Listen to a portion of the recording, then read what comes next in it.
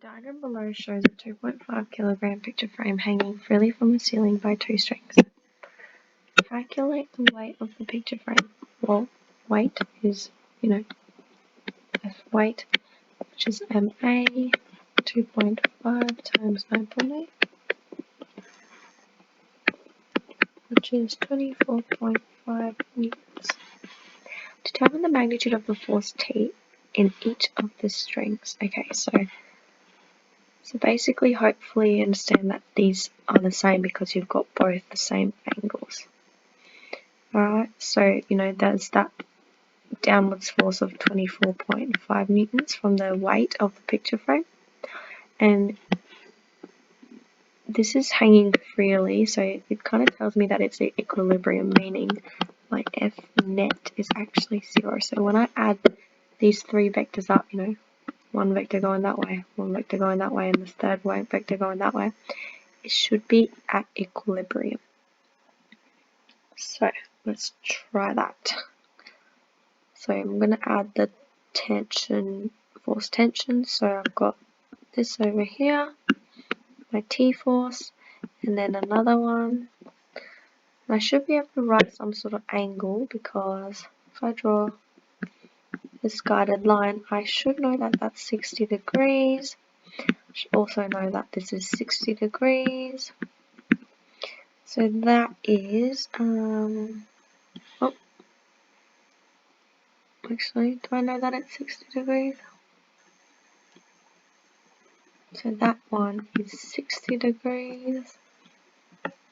Okay, so, and my resultant force, if I draw it with a different color, will be going upwards like that.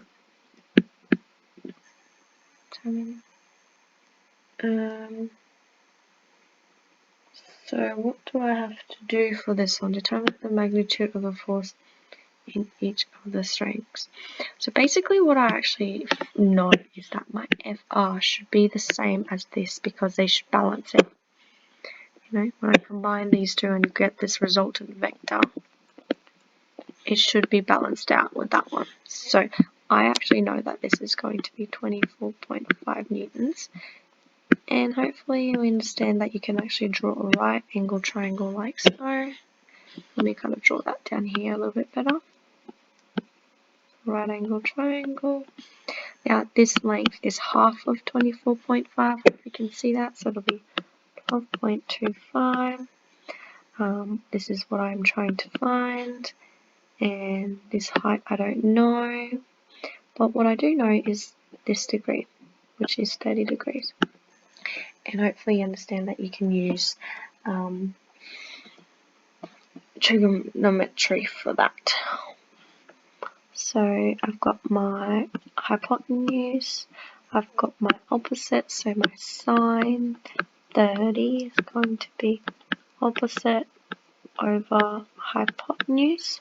So my T is going to be sine, oh no it's not, it's going to be 12.25 divided by sine 30.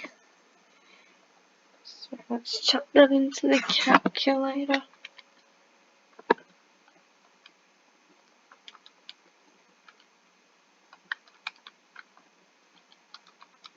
And that gives me 24.5 newtons. So my T is 24.5 newtons.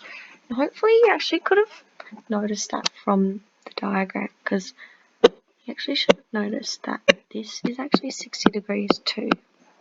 That is 60 degrees too, and if you have a look, a triangle that has 60, 60, 60 is an equilateral triangle. They should have equal lines, and because we know that this was 24.5 newtons, technically we know that this is also 24.5 newtons as well as the last one. So it doesn't matter which method you use as long as you realize that.